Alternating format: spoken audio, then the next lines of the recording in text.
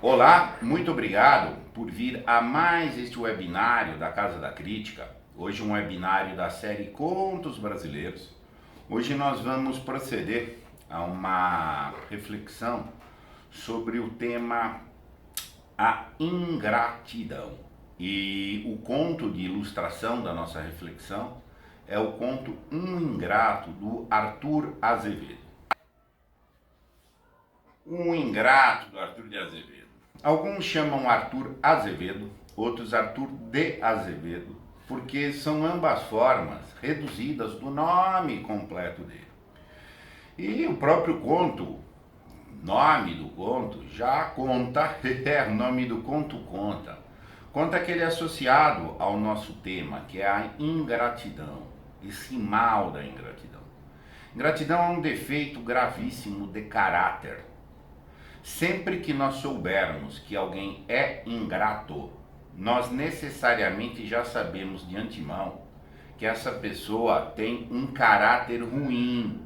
Sim, é mau caratismo a ingratidão. Quem faz o bem não deve fazer o bem buscando a gratidão. Mas isso nada tem a ver com que o ingrato seja ingrato. Sim, isso mesmo. A ingratidão é uma forma de renunciar à graça. Quando nós ganhamos algo de alguém, uma benesse, um obséquio, etc., é um problema dele de ter feito. Mas é razoável que a gente seja grato. Se não for grato, que não faça a picardia. Picardia é o máximo da ingratidão, que é reverter a coisa. Quem mandou você me dar? O problema é teu. É quase como que uma traição. A ingratidão é uma antessala da sala maldita, que em último caso vai dar na revolta. Tudo é de graça. Nós devemos ser gratos a tudo, dentro de um sentido muito amplo. E se nós não tivermos gratidão num sentido amplo, nós vamos necessariamente desenvolver revolta. Revolta e ódio, gente, são cara da mesma moeda. Tá? As pessoas mesquinhas, elas não conseguem ter a gratidão já. O só mesquinho já não consegue ser grato, porque ele tem um princípio de defesa, ele não tem um princípio da graça, de receber e dar, tá? Ou de valorizar quem dá. Quem não dá, não valoriza quem dá. Quem não dá pode se sentir humilhado, ainda que inconscientemente, com quem dá. E aí vem a questão da ingratidão. Boa parte desses fenômenos aqui são fenômenos que vão estar ilustrados no conto. O amor é uma coisa muito rara. Gratidão, seja nas relações particulares, seja numa relação ampla que vai se chamar graça, é uma forma de amar. Tá? Poucos são amorosos, logo poucos são gratos. Segundo Spinoza, espere gratidão de poucos, de muito, muito poucos, mas de pouquíssimos são gratos. Tá? As pessoas, é muito difícil a arte de dar, porque a arte de dar pode inclusive te provocar o desprezo daquele donatário que você beneficiou. Boa parte disso a gente vai ver. Vamos lembrar, ou se pensa no amor, ou se pensa no poder. A ingratidão, ela está na cota do poder. Ser ou não ser grato, como, eu preciso ou não preciso, porque isto dá ou tira poder. Sim, exatamente, poder. O interesseiro é uma pessoa que quer poder. Poder de usufruir do outro. A gente vai ver bastante isso daí. Mas lembrem a seguinte ponta. Isso nunca pode ser esquecido, por forte que isso seja. Se você viu ingratidão, você já sabe que o caráter é ruim. Arthur Nabantino Gonçalves de Azevedo, e que alguns abreviam como Arthur Azevedo, pura e simplesmente, outros Arthur de Azevedo. Tá? Ele nasceu no Maranhão, em São Luís, morreu no Rio de Janeiro, viveu numa época aí, 1855, viu proclamação da República, viu a abolição da escravatura, contista de mão cheia, gente. Tem a obra dele, Contos Cariocas, belíssimo, belíssima análise. Nós usamos o conto de cima embaixo Já ao tempo dele, falando com relação a uma repartição, ele já falava dos vícios organizacionais, da sociedade da bajulação, das organizações de disciplina, tal, etc. E a obra dele, Contos Cariocas, é muito, muito rica.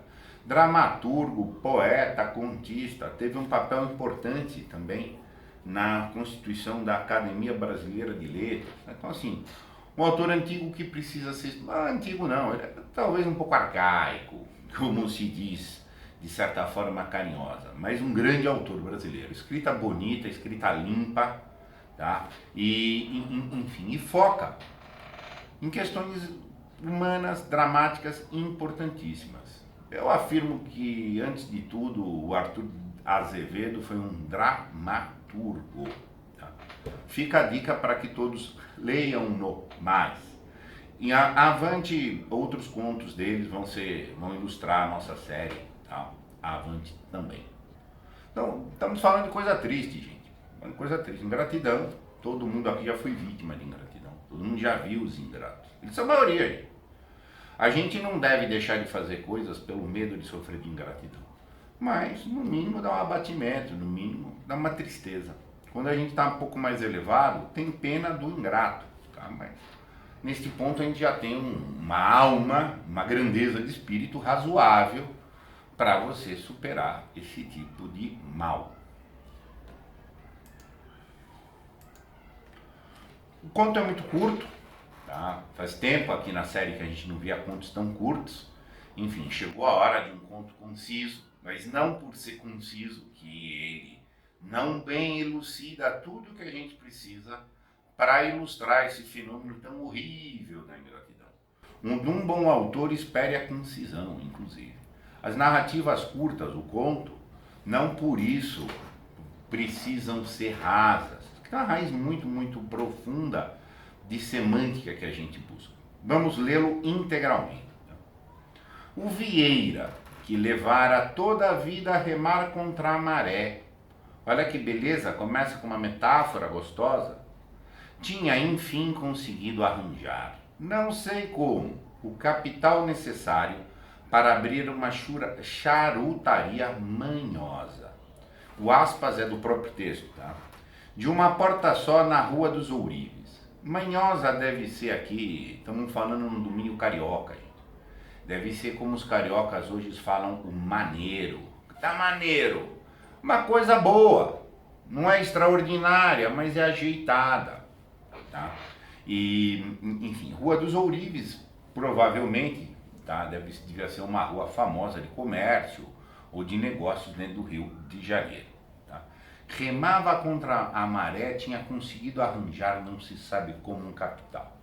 Já dá uma abertura aqui que o Vieira era aquele cara, como se diz hoje, o remediado. É o cara mais ou menos. Ele não tá mal, não tá na tanga, mas não tá bem. Então, o famoso classe média apertada, aquela coisa. O negócio ia dando para viver. É aquela coisa, dá para viver, vai levando, gira um pouco, tal, tudo no aperto que se vira. Pois que para viver não eram precisos mundos e fundos. Novamente uma função muito bonita, né? Lexical, gostosa. O Vieira morava com a senhora na própria loja, por trás da armação. A armação eram prateleiras, estantes, então o comércio tinha armação, mostruários, aquela coisa onde ficam depositados os produtos. E Dona Maricota cozinhava, lavava e engomava. O casal não tinha filhos. Estamos vendo uma classe média apertada, mora no mesmo lugar de trabalhar. Aquela coisa, de um lado da armação é o comércio, do lado de trás da armação é a casa. Então a mulher cozinha, lava, engoma. Expressões antigas, gostosas, tá? Uma vida que vai sendo vivida com certa dureza. Pensando na vida, esperando os fregueses, estava o marido no balcão. E a mulher cuidava lá dentro do feijão cotidiano. Quando, uma vez, entrou na charutaria, apressadamente, um velhote, bem trajado, que sentou num banquinho, arquejando, sem poder falar. Arquejar, gente, ele tá assim, meio capengando, meio sôfrego, tava com algum sofrimento, tá? Um velhote bem trajado. Já dá aquele contraste de classe social e um velho, tá? Arquejando, tá? Então, assim, alguém, um idoso, precisando de algum apoio e etc., mas que de antemão já sabe que era um homem socialmente melhor colocado. Já pintamos um cenário da situação. Nós já estamos colocados dentro de um imaginário, já estamos vivendo um imaginário numa rua de comércio, um lugar manhoso, ou seja, que atende, mas é simples. É aquele velho mais distinto. Aí começa uma interlocução com o nosso pessoal, o Vieira e a esposa, que são pessoas mais simplórias. O Vieira acudiu. O que tem, cavalheiro? Que foi isso?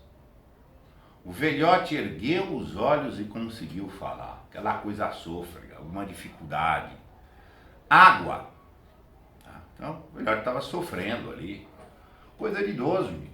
Coisa de idoso, para pedir. Antigamente, gente, esse hábito de pedir água nos lugares de comércio era uma coisa muito comum, tá?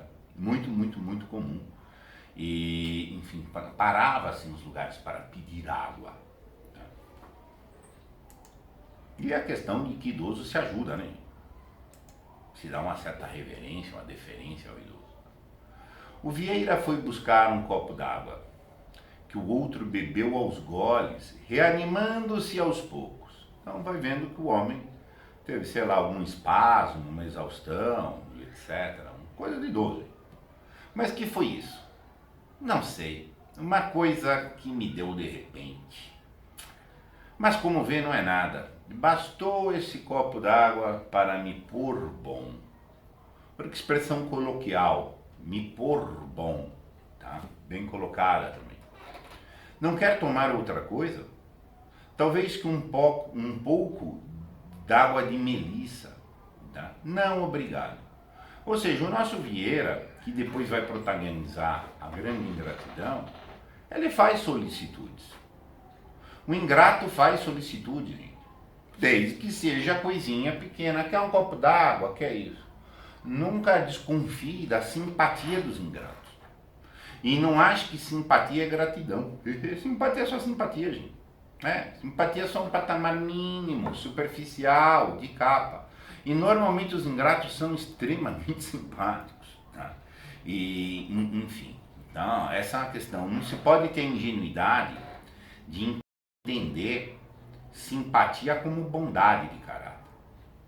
Isso é uma ingenuidade que não é das mais raras, apesar de muito tola.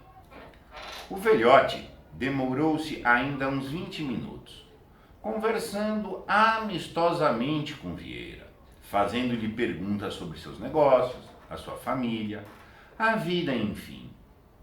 Quando saiu, apertou com vigor a mão do negociante e renovou os seus agradecimentos. Ou seja, foi estabelecido uma simpatia ali. Foi assistido o velhote, tá? E houve encontro a priori simpático. 2 dias, apareceu uma outra vez na charutaria. Sentou-se no banquinho, fez novos protestos de gratidão. O velho foi agradecer que ele foi ajudado ali. E conversou durante meia hora. Idoso quer conversar, gente. Os idosos são naturalmente carentes. Idoso quer prosear. Depois de uma certa idade, o que o idoso faz, a ajuda que ele dá é aconselhar, é conversar, é consolar. Ele quer receber consolo e ajuda também. Mas ele é um homem do discurso. O idoso está nessa fase de falar, de ser ouvido. Volveu no dia seguinte e foi apresentado à dona Maricota, com quem simpatizou bastante.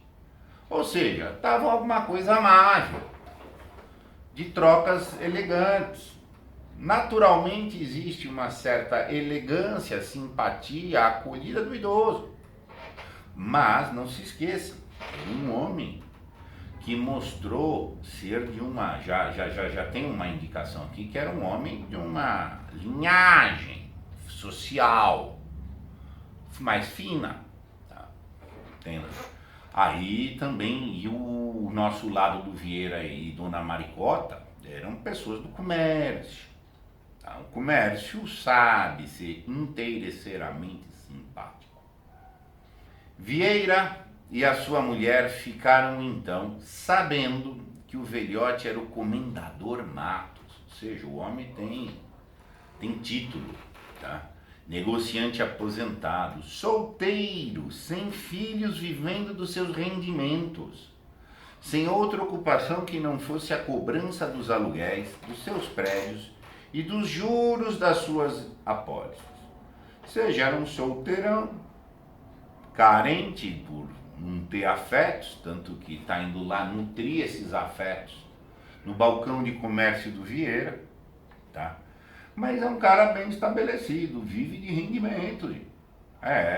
Um homem já vive de rendimentos, cobrança de aluguel, juro de apólice, já aposentou, já amealhou. Então a gente vai vendo que tem um desnível social aí. E há um desnível social que impressiona.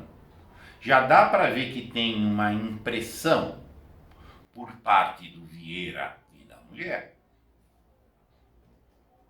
A solicitude é mais franca quando se é solícito a alguém que tem um cargo social e tem dinheiro.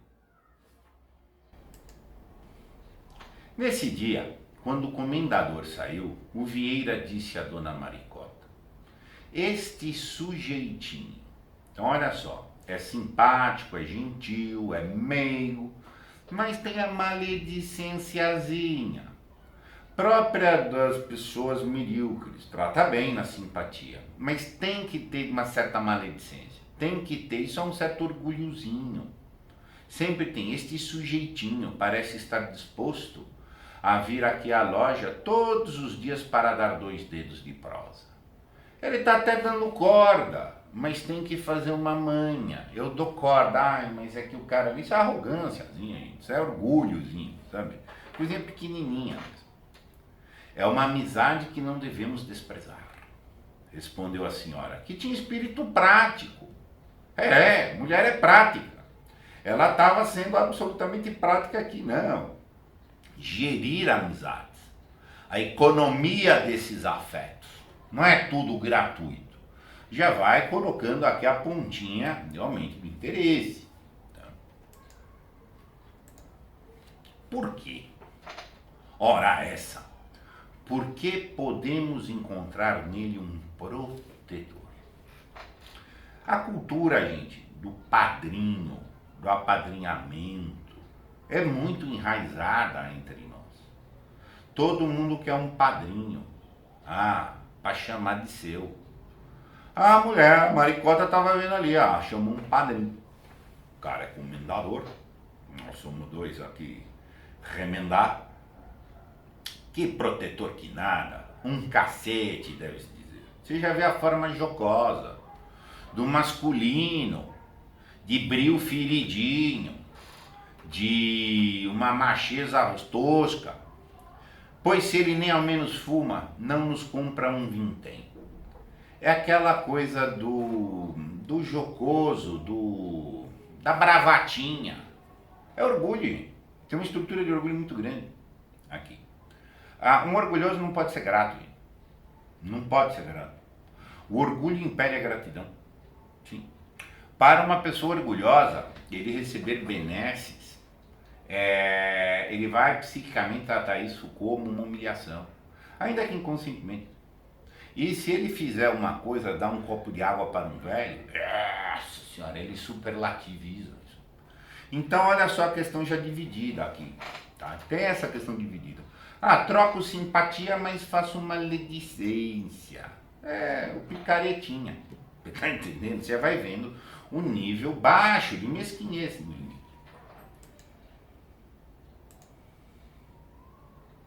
Entretanto, quando o comendador chegou no dia seguinte, encontrou para sentar-se uma cadeira, em vez do banquinho da véspera. O homem faz maledicência, faz resmungão, mas mantém apoiando aquilo lá. Vamos ver o que vai acontecer de um velho carente que está chegando por aqui. Nesse dia, estabeleceram-se definitivamente as relações de amizade. Olha a questão de um velho carente. Ganhou uma cadeira. Ganhou uma cadeira para sentar. Não era mais o banquinho que estava sempre ali. Não, era uma cadeira propositada. Para quem está carente, está vendo isso como uma deferência. Olha, porra, me acolheram aqui. Há uma sensação de afeto, de abertura receptiva. Dali por diante, o velho foi infalível. Sempre à mesma hora, e não tardou que lhe fosse oferecida uma xícara de café, que deveria durante 5 anos constituir um hábito inveterado. Ponto. Imagina a cena. O idoso, gente, tem uma necessidade agigantada da rotina.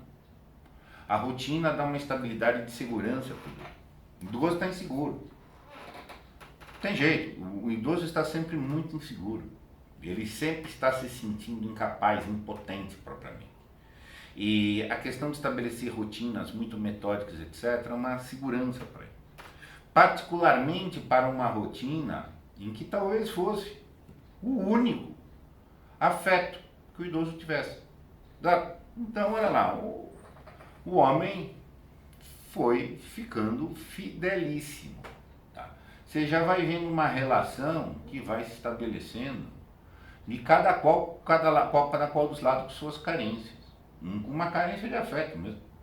O outro com uma carência, com uma ambição ou com um despeito. O Vieira tinha um despeito, mas tinha outras carências também.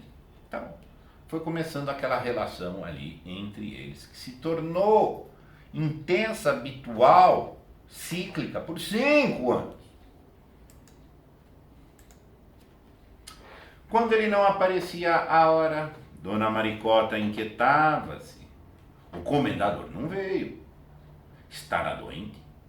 Por que não dás um pulo até lá, Vieira? Já vai criando aquela preocupação. Tivesse os despeitos, tivesse os interesses que houvesse.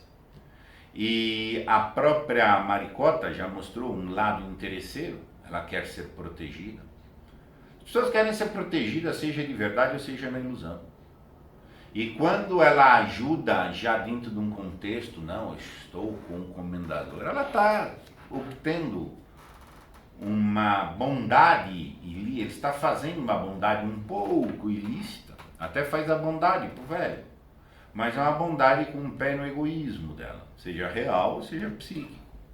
Mas dá algum cuidado, tem algum cuidado de qualquer jeito. Tá? Manda lá o marido Vieira ver se o velho não está bem. Logo que o velho assomava à porta, o marido bradava: aí está o comendador, Maricota. Olha esse cafezinho que saia. Ou seja, tinha uma situação ali um pouco cultivada, um pouco anômala, mas um pouco de olho com o velhote que foi convivendo com esse casal.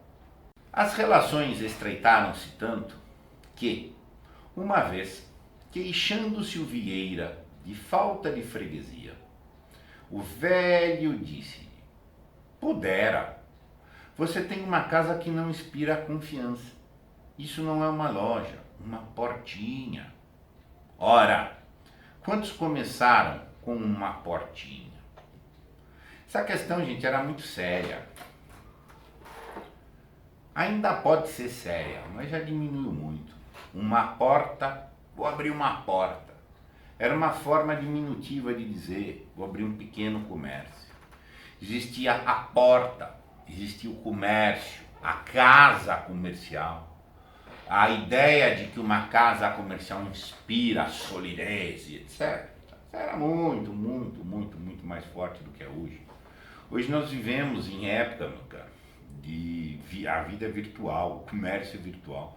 Mas essa questão que entraram no estabelecimento, fixar relações probas no comércio, era algo, o comércio era algo que tinha, até o nome comércio já era uma coisa dividida com o nome mercancia, os mercadores, era um acontecimento praticar atos de comércio, antigamente chamados atos mercantis, tá? Porque tinha algo, uma aura que tem que inspirar a solidez. Ora, quantos começaram com uma portinha? O egozinho do Vieira lá reclamando. Já vai lá esse tempo. Hoje uma charutaria deve ter pelo menos 2 portas. Ou seja, pobre não inspira. Um comerciante pobre não inspira a confiança. Já tinha aquela questão, tem que comprar com os grandes. O grande é que é bom. 2 portas, uma boa armação e um sortimento de primeira ordem. Tudo do bom e do melhor. Já tinha essa ideia que o luxo é melhor. Exato, que o luxo atrai mais. Bem sei, mas onde vou buscar dinheiro para tudo isso? Bingo! Aqui começa as coisas que já eram plantadas inconscientemente ou difusamente, agora vão ficando explícitas. As condições iam sendo feitas. Não lhe dê cuidado o dinheiro. Arranje casa e deixe o resto por minha conta. O velhote rico decidiu bancar e patrocinar aquele casal jovem, que lhe supria a carência. Observa que o velho também tem algum interesse. O velho também tem algum interesse. Não é problemático as relações de amizade iniciarem-se por interesses. No limite, toda relação social tem no mínimo interesse de supressão de carência essencial mesmo, de partilha, que seja um mínimo de divertimento. A socialização é um interesse legítimo. Né? Então, assim, há um interesse, mas há interesses mais legítimos, interesses não legítimos ou interesses legítimos que desvirtuam, tá? Dentro das relações humanas. A gente vai ver a gratidão no meio disso como um desvirtuamento ou como um mal desde a priori, um interesseiro, não é um interessado, mas um interesseiro. O Vieira não tardou em ter um armazém de olho, tá? O comerciante ambicioso, tá? O comerciante pequeno, ambicioso, quer andar, quer mexer, quer fazer. O próprio comendador alugou, apresentando-se como fiador. Dentro de um mês, a nova loja era inaugurada, sem que nada lhe faltasse, inclusive o bico de gás para uso dos fumantes. O casal foi morar no sobrado, por cima da loja. O comendador forneceu o dinheiro para a compra de toda a mobília. Gente carente é mão aberta, com dinheiro. Paga, compra, vê. O comendador foi o fiador, não deixou faltar nada, tá? Olha o salto que deu o casal, que morava atrás da armação, agora foi morar no sobrado. Foi comprar mobília. Quem mora atrás da armação não tem mobília. Tá? Tem quando muito, como se chamava antigamente, os panos de bunda. 2 panos de bunda aqui, um banquetinho ali e tal. Cozinha, dorme, vive e fica no mesmo espaço. Então você vai vendo o upgrade que esse pessoal deu, porque foi financiado pelo comendador. No momento de legalizar a dívida, o Vieira perguntou-lhe se queria ser seu sócio comanditário.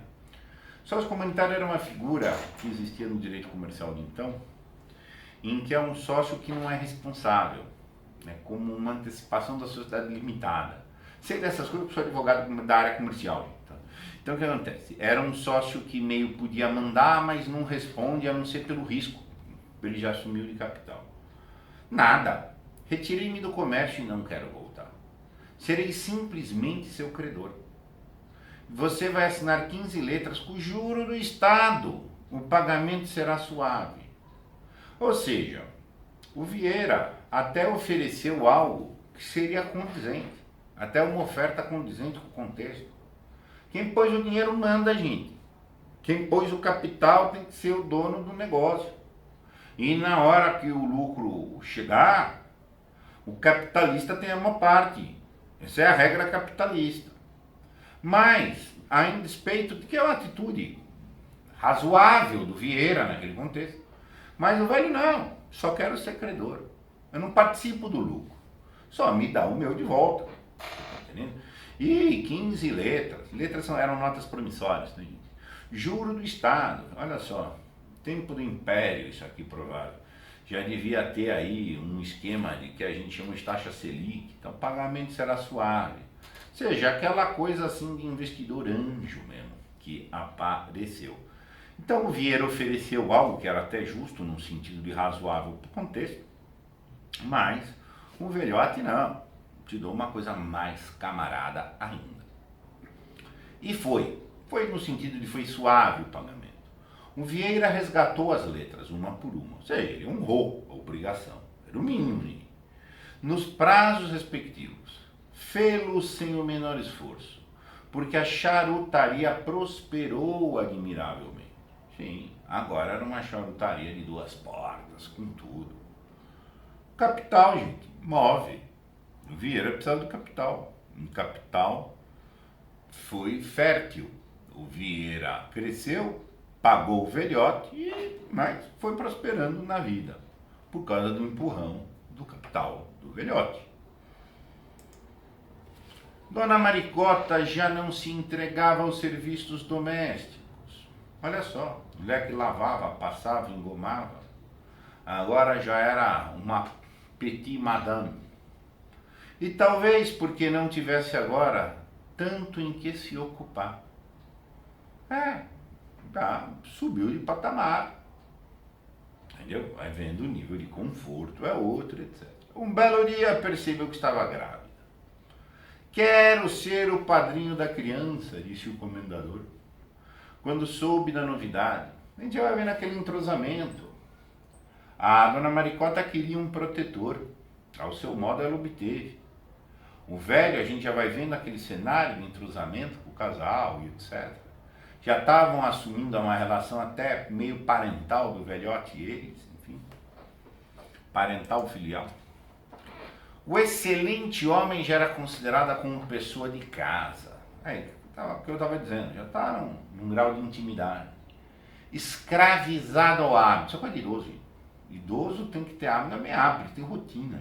Entendeu? Se limitasse a tomar todos os dias o seu cafezinho, na loja, sentado na sua cadeira. Imagine a importância afetiva que tem essa cadeira para esse homem. Imagina. Uma cadeira de braços que o Vieira encomendara ao Moreira Santos, expressamente para o seu protetor. Moreira Santos deve ser alguém de destaque, sei lá, marceneiro, marchand, mas seguramente algo que dá uma ideia de marca boa, de deferência, de valor. Imagina o acolhimento psíquico que esse velho se achava ali, ao ponto das benesses que ele estava dando para aquele casal. A pontualidade com que foram pagas as 15 letras fez com que aumentasse a amizade do velho, que colocava acima de tudo a probidade comercial, a honra da firma. O direito comercial antigo, essa questão que era o direito mercantil, a respeitabilidade, é um bem acima de tudo, cumprir os pactos, pacta sunt servanda é o termo jurídico, tá? E, enfim, a fidelidade dos comerciantes era algo de alto valor, a honradez nesse tipo de sentido. Enfim, então foi se levando uma relação, um espírito de grandeza, de almas. Tá? Quando o menino se batizou, o padrinho, ou seja, nosso velhote já virou o padrinho, o presenteou com um magnífico enxoval e fez-lhe um seguro de vida. Olha só, o doador. O carente queria doar, queria dar, e deu. E começou a mimar a aquela coisa toda. Então, imagina um homem sem filhos, então, foi acolhido naquela família a seu modo. Daí por diante, raro era o mês em que a criança não recebia um mimo. Vieira e Dona Maricota eram também constantemente obsequiados. Vontade de dar. Ora, comendador, foi incomodar-se por nossa causa. Comendador. O protetor é chamado pelo título, pela posição. Qual incomodar-me? Vocês são a minha família. Não tenho mais ninguém nesse mundo. Então você vai vendo o vínculo que se estabeleceu, as trocas francas, interesse. Havia interesse de todos. Não é feio ter interesse. Agora, pode ter interesse mais mesquinho, menos mesquinho. Mesmo dentro do horizonte de interesses, existe atitude e atitude. Abençoado copo d'água, dizia Dona Maricota, sempre que o velho tinha um novo rasgo de liberalidade. Você já vai vendo que, da parte da Maricota, do Vieira aí, né? Tinha uma coisa mais interesseira no sentido mesquinho. Ai, foi um copo d'água que nós achamos, isso tudo, e agora ganhamos, estamos com a vida feita, uma expressão que se usava muito. Graças àquele copo d'água, acrescentava o marido, ainda havemos de ser muito ricos. Todo mundo tira uma casquinha do carente. O velho era carente, rico carente. Ao seu modo, está todo mundo tirando casquinha. Se o velho carente não foi buscar a menina adolescente, ele achou a seu modo outros interesseiros, que dão um outro tipo de acolhida afetiva que também que é paga. Lei da matéria. Vamos tomar. Isso mesmo. Interesse pequeno, no mau sentido do termo. Era um interesse meramente do filho do casal ter um padrinho. Filho do casal tem um padrinho dentro de um contexto de negociações. Havia uma negociação aí. Não era interesse de um padrinho meramente de afetos e de estima. Não era uma relação de acolhida do velho pela grandeza de alma que está envolvido, puramente. Não sabendo de que modo manifestar seu reconhecimento por tão inverossímil proteção, mandou Vieira pintar a óleo o retrato do comendador e pendurou o quadro na sala de visita. Nossa, imagina as mesuras, as bajulações, o mise-en-scène. Fizeram um quadro do homem para pôr. Mas tudo se acaba. Exato. Mas tudo se acaba. Vamos guardar isso. Um dia, o comendador deixou de aparecer na loja, que frequentou diariamente durante 5 anos. Mudança à vista. A proteção acabou. A fonte inesgotável de e-mails acabou. Os mimos acabou. E aí? Quem o interesseiro está interessado. Como é que vai fazer? O que está acontecendo? O Vieira correu logo à casa dele. Encontrou-o seriamente enfermo. Quis levá-lo para o seio da família, onde seria tratado com desvelo filial. E provavelmente iria mesmo. Mas o comendador resistiu. Queria recolher-se ao hospital da sua ordem. Foi inabalável. Fizeram-lhe a vontade. A moléstia agravou-se. E conquanto nenhum momento lhe faltassem os cuidados da ciência. Olha a construção bonita, gente. Construção bonita, bem escrita. Tá? O doente faleceu 15 dias depois de haver entrado para o hospital. Faleceu. Ficou doente. Morreu no curto prazo.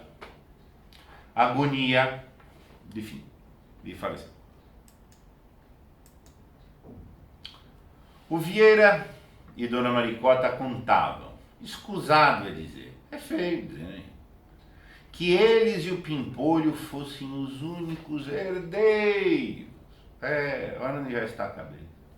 Herança é o nascedouro das decepções, dos desgostos, das rixas e etc.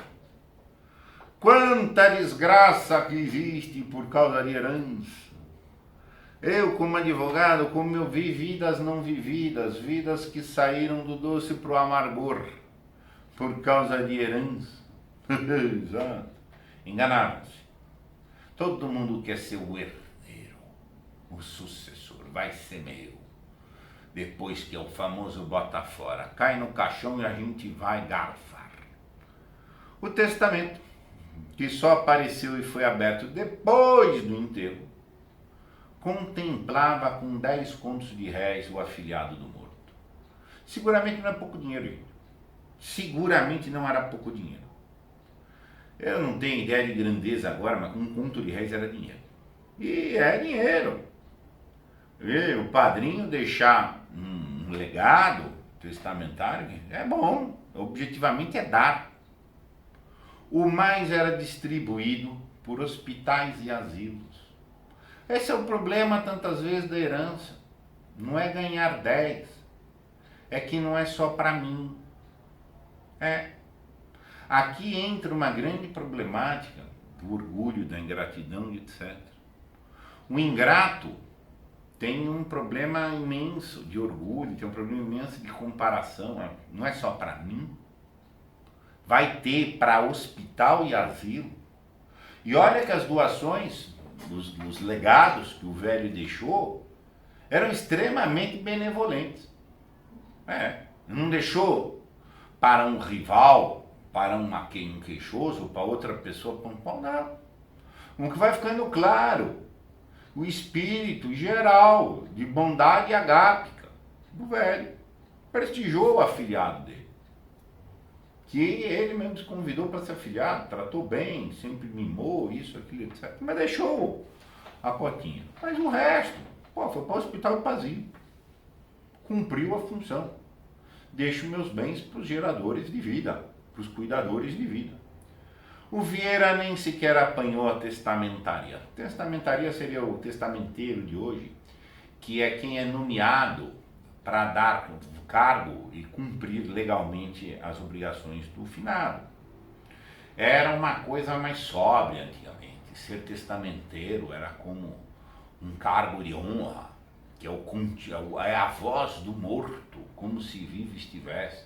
Era considerado algo aí, um dignatário. E o Vieira nem apanhou isso aí.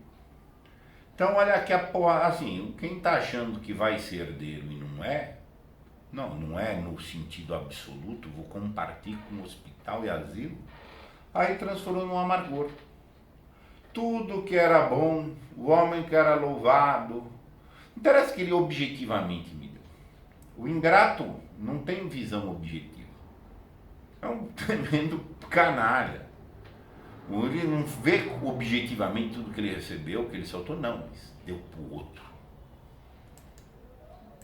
Está ofendido. Com efeito, esbravejou Dona Maricota. Nunca pensei que aquele tipo, olha só, o não nos deixasse ricos. Ela nutriu uma expectativa que ia ficar rica, às custas alheias. Mas não ficou no modo que ela queria, ainda que ela subiu de vida, subiu de padrão, deixou de morar atrás do armário e foi morar em cima do sobrado, num negócio que passou a prosperar.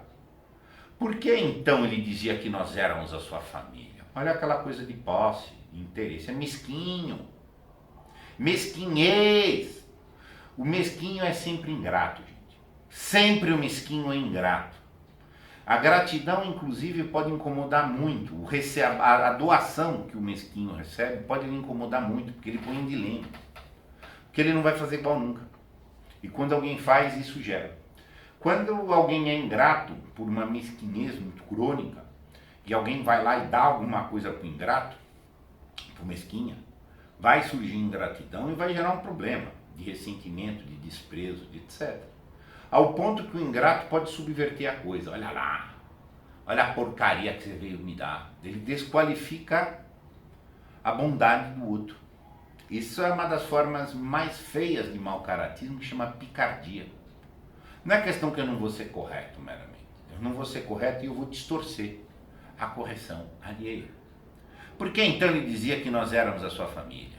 Mal empregados os 80 mil réis que nos custou a coroa. Aqui o ápice, o pole position da mesquinhez. Ela viu tudo sempre como um negócio. Ela acolher o velho, atender o velho, tolerar o velho, era um negócio que tem que dar um proveito. E ela ganhou o proveito, sim. Esses 80 mil réis numa cura não é nada. Não é nada. Mas mesmo assim você vai vendo a balança mercantilesca do cálculo egoístico. Tá? O egoísta, o mesquinho, ele é calculista, ele fica na coisinha, etc. Essa é a extravasão dele de uma pseudo-racionalidade. Uma pseudo-racionalidade que desvia ele do horror, da feiura, do mau caráter que ele encerra em si, que é no mínimo parasita. Tem até vontade, confessou o Vieira, de desistir dos 10 contos que ele deixou afilhado. Claro que não vai desistir de jeito nenhum. Esse resmungão, esta balança, esse pêndulo resmungão aqui, é igualzinho lá de trás. Ah, esse velho quer vir aqui, sabe, para vir bater papo. Não, mas mandou a cadeira. Eu nem quero esses 10, mas vai pegar. Dorme na dormida que ele vai pegar.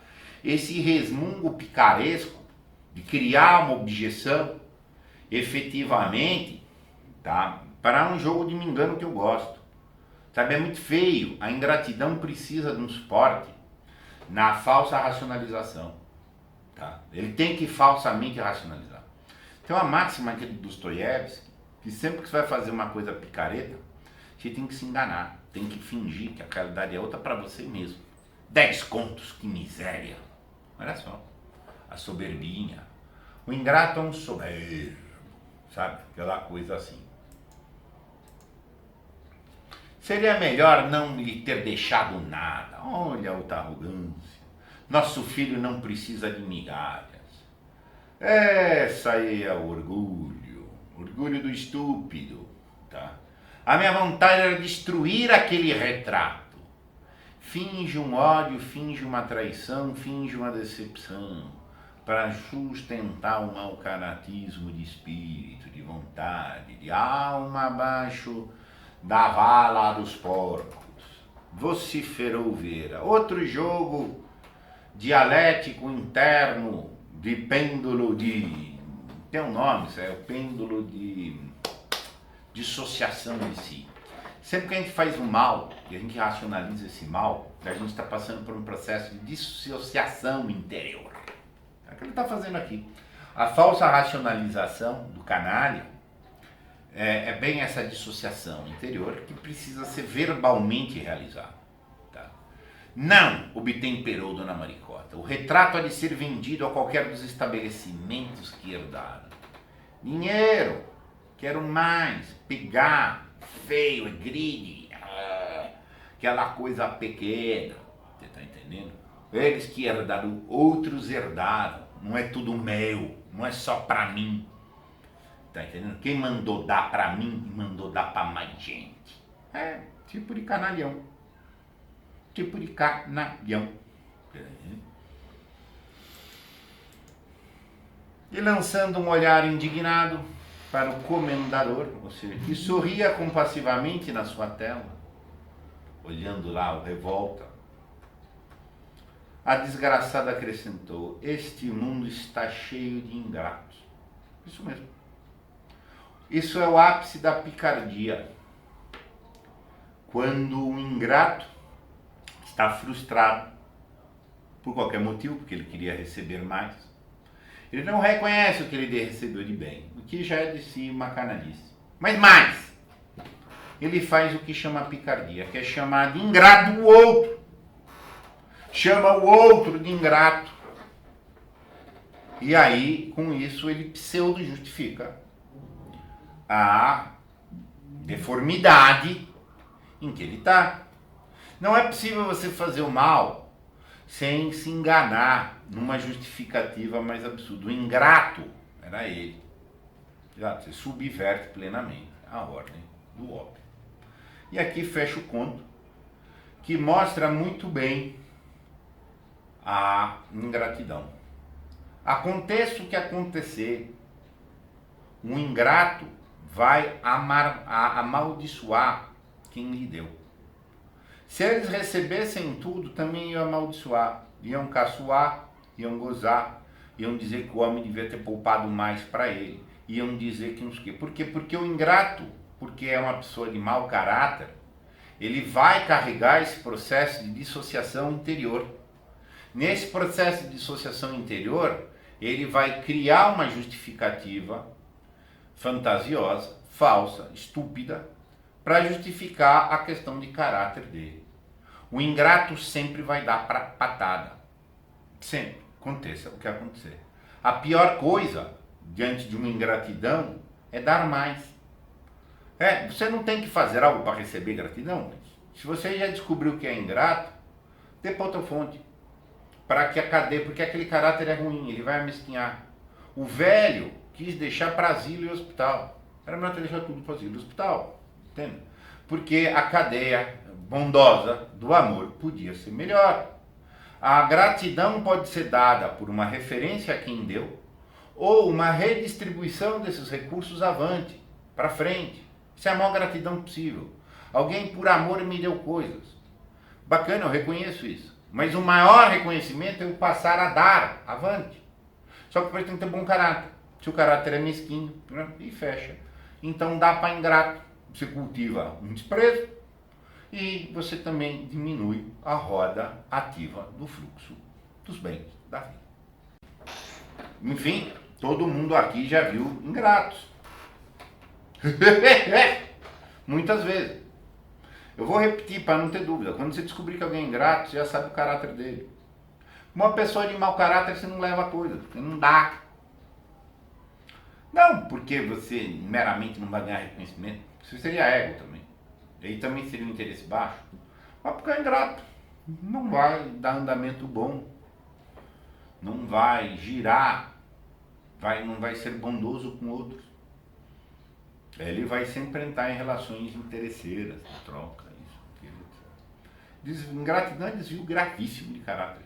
Gravíssimo, gravíssimo. Sempre termina mal. Estar diante de um ingrato é um exercício de caráter? Sim. Gente, o problema é que quase todo mundo é ingrato. O problema é que quase todo mundo é ingrato. Quando você não tem esse tipo de maturidade, é muito difícil querer dar, gente. É raro quem quer dar legitimamente, mas quem quer legitimamente dar tem muita dificuldade. Para quem que vai dar? O quanto que vai dar? Como que vai dar? Por quais motivos que vai dar para esse e não vai dar para quê? Esse é um problema que Aristóteles já tinha mapeado. A angústia do doador. Quando deu para o ingrato, não é só que você não vai ser reconhecido, você vai tomar uma patada, porque deu para o ingrato, ele vai te desprezar. É meu dúvida. Mas isso aí, enfim, a vida tem que ser um pouco maior. Só que você vai ver seus bens serem dilapidados. Se você desse uma pessoa de bom caráter, ela podia reconhecer, não reconhecer, mas você supõe que ela vai dar um destino mais útil para aquele bem. Dar para o ingrato é um desperdício existencial. Perdeu todo mundo. Todos perdem. É a mesma coisa que pegar o Evangelho de Mateus. Deu pérola para o porco. O porco, enfim, todo mundo sabe o fim.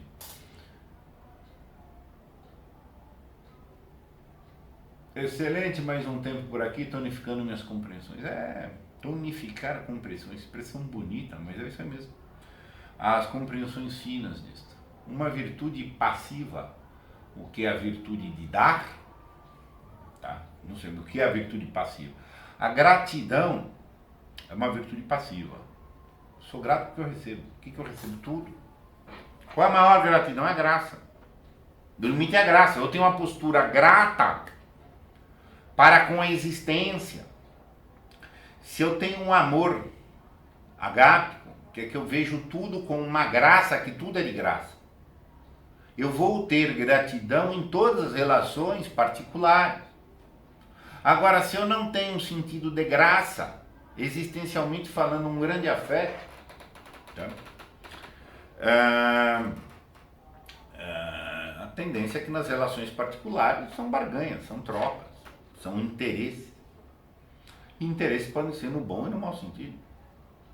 Um comentário: como saber se a amizade é desinteressada? Às vezes é muito fácil saber. Primeiro, é muito rara a amizade ser desinteressada. Mas às vezes é muito fácil saber, às vezes é muito difícil saber. Até porque eu vou voltamente invocar para Aristóteles. Você só sabe que você é amigo mesmo na hora H. Você só sabe se uma amizade... Plutarco também menciona muito isso, no tratado dele sobre a amizade. Você só sabe que a amizade realmente é desinteressada na hora em que saber se é ou não custa muito. O cálculo egoístico é um primeiro sinal. Se tudo é vez, se toda a conversa é meio... Falo sim, mas sempre tem uma conjunção. Ah, preciso de um sapato. Beleza, tá aqui o sapato, mas tem uma pedrinha dentro. Ah, mas... Não, mas agora... Eu costumo usar um dado que não é absoluto, mas é razoável. Uma amizade verdadeiramente desinteressada sabe duas coisas. Primeiro, quando você pede, a pessoa está imediatamente disponível. Pode até não estar assim, não vou agora apurar, mas tem algo objetivo. Mas assim, a disposição é que a pessoa vai imediatamente querer te atender. Estou precisando de tal coisa, beleza, já estou querendo resolver. Agora não, vamos ver, me conta de novo, mas como assim, como é que é? Ou seja, isso já são esquemas do cálculo egoístico. O cálculo egoístico é um raciocínio intenso sobre em toda a relação, qual que é o saldo líquido dela. Como a mulher fez aqui, até 80 mil reais, até a bendita coroa de flores estava no cálculo. Então, se você vê que a pessoa tem resposta muito independente de ponderações egoísticas, é um sinal bom. É um sinal bom. Mas tantas vezes a pessoa é farsante. Você viu, foi levando, teve até um acolhimento com o velho, teve até uma honradez nos negócios, cumpriu os pactos. Eram pactos generosos, mas foram cumpridos, assim, mas depois você vai vendo que vai criando um ressentimento por trás, etc. E às vezes, se há orgulho, você vê que a pessoa tem uma estrutura de orgulho, tem uma estrutura de inveja, naturalmente ele é ingrato. Entende? Às vezes é mais fácil, às vezes é mais difícil de você ver isso. Tá? É como sempre, tudo em todas as relações humanas, as coisas são fáceis ou muito difíceis. Entende? É complicado.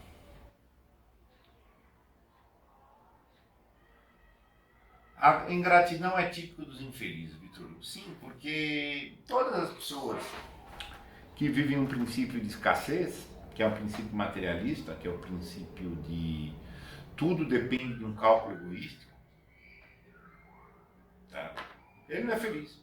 Por quê? Porque ele não tem gozo. Do quê? Da abundância. Ah, qual que é o mau gozo da abundância? Contemplar. O quê? A graça. Contemplar que é tudo de graça. Isso, obviamente, demanda uma grandeza de alma. Mas para você contemplar que tudo é de graça, tudo eu ganhei, não é dessas relações meramente particulares, é de tudo. Você já tem uma estrutura ontológica muito alta, uma maturidade muito grande. Qual que é o maior problema do ingrato? Quando aquele que foi injustiçado pelo ingrato foi desprezado, falou, lamento, mas eu sigo a vida. Quando aquele que deu é maltratado pelo que recebeu, mas está numa estrutura, porque assim, o fato de dar pode deixar aquele que recebeu humilhado. E achar que é só essa migalha. É que o velho aqui tinha morrido, mas você falou, olha, você vai destruir o que eu dei, lamento muito, mas a vida vai seguir. Ponto. Tem um abatimento óbvio de quando você recebe uma ingratidão. É óbvio. Mas igual como todo encontro com o mal, tem boas e más respostas perante isso. A melhor resposta é que você siga a tua vida de maneira mais impassível possível. E isso deixa o ingrato mais rancoroso. Porque a estrutura dele de orgulho, de inveja, de não sei o quê, de poder, porque é um problema de poder. Ele pensa nas relações como poder. Isso acaba humilhando mais ainda. Por quê? Porque ele não tem a capacidade de dar. Quem não dá se incomoda com quem tem a força de dar. Dar é ato de força. A maior força nossa é dar. E quem dá é muito forte. Ainda que possa ser enganado, possa ser trapaceado, etc. A pessoa que é amiga vai se interessar pelo seu bem-estar. Sim, e toma cuidado com esse bem-estar, é o seu bem-estar no sentido também de alma. Eu não faço teus caprichos, eu posso fazer tuas necessidades. Se um amigo vem aqui e pede uma coisa que lhe dê bem-estar, mas é um vício, tem que falar, meu lindo, eu dou pra você teu crescimento, mas te dou a sinceridade, mas não a ilusão. Esse é o sentido, tá? De uma amizade. Agora, todos aqui seguramente já viveram amizades em que você baixa a guarda, que tem espírito aberto, e de repente toma uma facada nas costas. Nas amizades, nos amores, nas relações familiares, nas relações do trabalho, nas justiças gerais das coisas. Vai fazer. Aí seguir a vida. O que você não pode fazer? É jogar mais pérola. Aí não é mais ser um ingrato, ser um doador que deu o mal. É ser masoquista. Você dá e a pessoa cuspe fora a pérola, zomba de você, ou dá mau destino aquilo ali, você tem que parar de dar, pega teu tesouro e leva para outro lugar. É tua obrigação. Ou você não tem autorrespeito. Agora, pode ser que você descubra isso só um pouco avante, mas qual que é o caminho? O amor, a capacidade de dar é tua, o amor é teu, os bens são teus, teu tempo, teu recurso, teus bens, seu dinheiro, o que quer dizer? Lá o solo é ruim, você recolhe lá para outro lugar. E aí continua, dá para o asilo, dá para... Essa passagem aqui do asilo e hospitais é muito característica. Ele acolheu um quinhão para o menino, mas não deixou de preservar uma roda mais ampla, tá? De benemerência para todos. Isso ultrajou quem queria tudo para si. A ingratidão tem relação direta com a psicopatia, manifestamente. O psicopata precisa trabalhar com um mundo imaginário diferente. A psique dele se dissocia da realidade. Sempre que a gente faz uma maldade, a grande tendência, 99,99% das vezes, é que a gente vai mentir. A gente vai arrumar, olha lá, ele que é ingrato, a gente cria uma mentira. Essa mentira afeta a psique, ela vai nos criar uma doença. E pode criar um raciocínio que a pessoa começa a mentir compulsivamente. Mente para cá, mente para lá, mente para não sei aonde, mas foi o outro, mas é o isso, mas é o aquilo, etc. E é uma psicopatia, gente. E é muito perfeito, mas tem coisas, atitudes, e é bola de neve. É difícil você ser ingrato aqui ou ali. Você normalmente é ingrato, ou você normalmente é grato.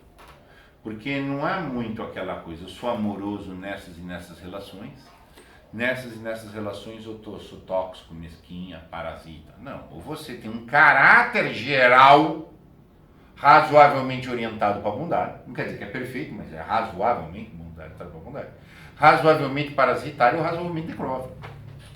Mas não dá para ter seletividade, meu caráter nessa hora é um, meu caráter naquela hora não dá, gente. Tem que ir no caráter mais ou menos. Um bondoso não quer dizer que é perfeito, mas na vasta maioria das vezes, ou quando ele incorre em erro, ele se arrepende, ele tenta corrigir, enfim, etc. O maldoso pode ser bom, por interesse.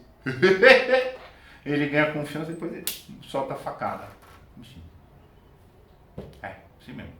Todo mundo aqui já foi traído, seguramente. Vamos ver se temos mais comentários. Vocês veem. Um belo conto escrito aí por um autor que nasceu há 170 anos. Português gostoso, bem escrito. Tudo de Azevedo escreve muito bem. Quando a gente leu aqui o de cima e embaixo dele, é muito gostoso. Ele põe, por mais que o assunto seja forte, ele põe uma leveza na escrita, que dá clareza, que dá lucidez. Tá? E muito grande. Muito obrigado, até a próxima oportunidade.